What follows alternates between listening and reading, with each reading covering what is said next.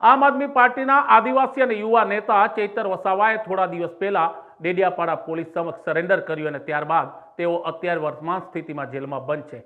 ચૈતર વસાવાની ગેરહાજરીમાં તેમના પત્ની વસાવાએ મોરચો સંભાળ્યો છે.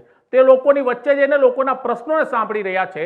ત્યારે આજે આમ આદમી પાર્ટીના રાજ્યસભાના સાંસદ અને ગુજરાતના પ્રદેશ પ્રભારી સંદીપ પાઠક અમદાવાદ આવી પહોંચ્યા હતા. અમદાવાદ આવી પહોંચતા તેઓ એરપોર્ટથી પાર્ટી કાર્યાલય પહોંચ્યા. ત્યાં તેમણે ચૈતર વસાવાના પત્ની વર્ષા વસાવા સાથે મુલાકાત કરી. નમસ્કાર, બીબી ન્યૂઝ ગુજરાતમાં હું ભૌમિક વ્યાસ તમામ દર્શક મિત્રોનું સ્વાગત કરું છું.